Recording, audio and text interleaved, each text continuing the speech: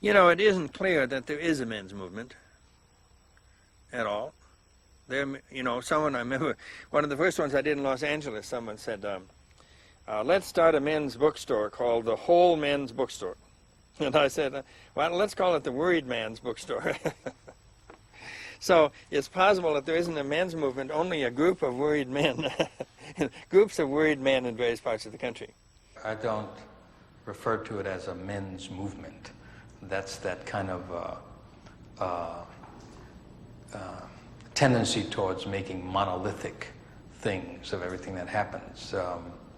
It's helpful to move the S and have men movements, so that what's going on is there's a lot of men moving around, because the way that we were moving up until 25 years ago doesn't work anymore.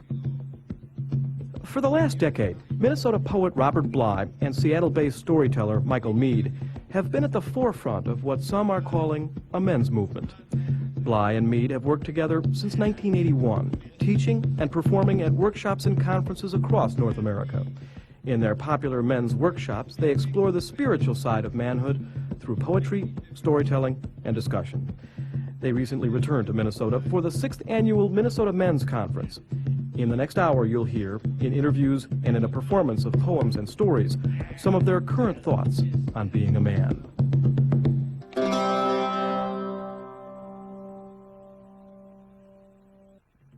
This is a poem called Finding the Father.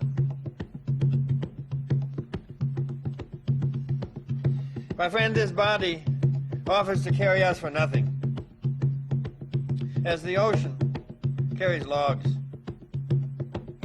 So on some days, the body wails with its great energy, smashes up the rocks, lifting small crabs that flow around the sides. There's a knock at the door. We don't have time to dress. He wants us to go with him through the blowing and rainy streets to the dark house. We will go there, the body says, and there find the Father, whom we have never met,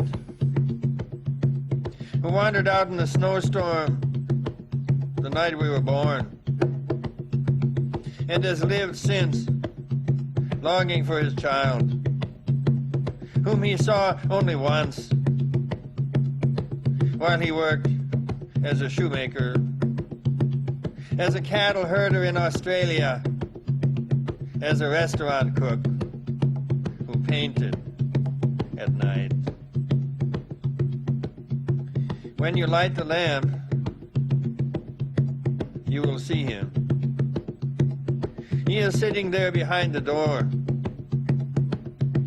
the eyebrows so heavy, the forehead so light, lonely in his whole body, waiting for you.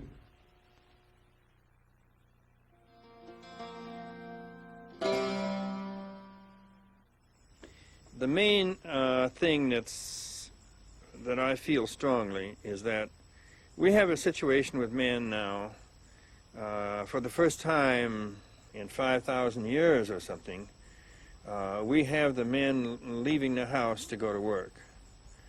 So they're not with the sons. Primary problem is this increasing remoteness between the father and the son. Industrial Revolution is only 140 years old. And there's a great man in Germany, Alexander Mitscherlich, who wrote the book called Society Without the Father. And he doesn't fool around. He's saying, you know, it isn't that we have a weak father. It's not we got a remote father. We don't have a father. The society doesn't. And I began to do this kind of work when, my daughters were older than my sons.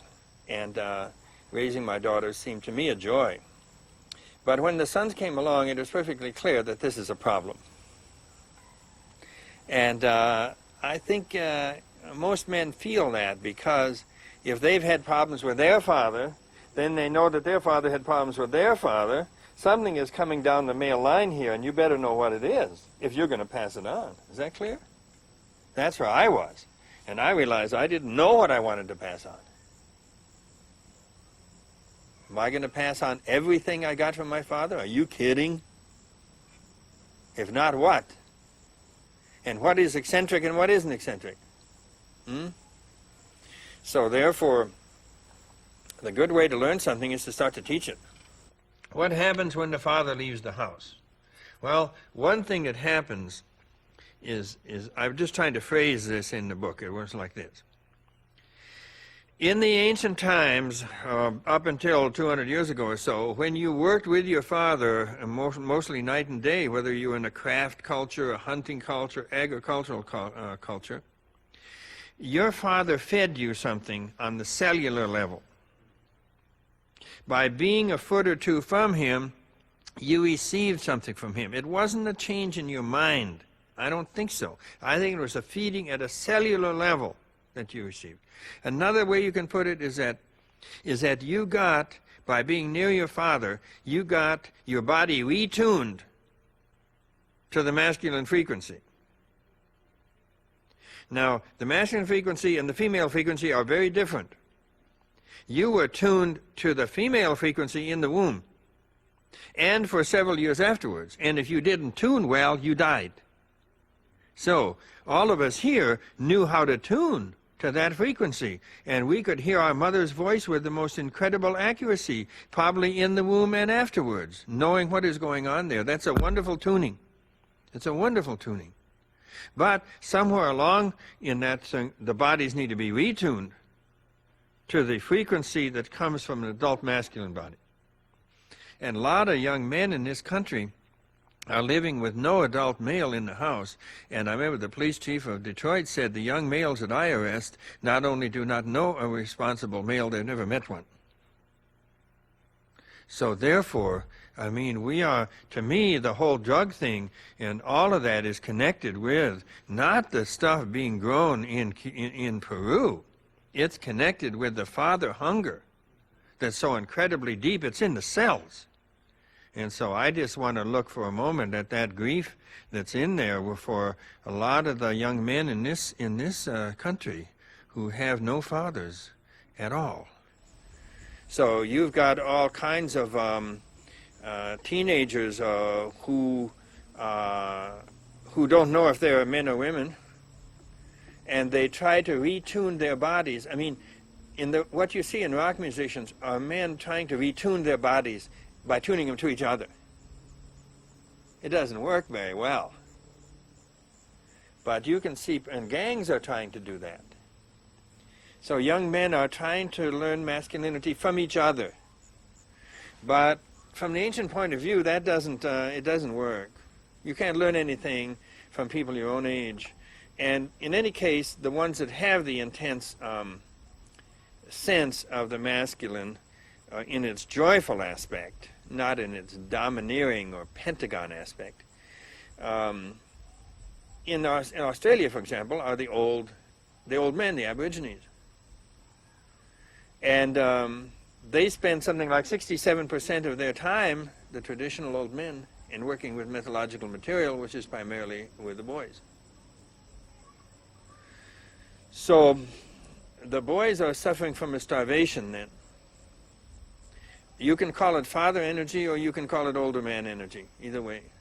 There's a father hunger. There's an old man hunger. That's tremendous.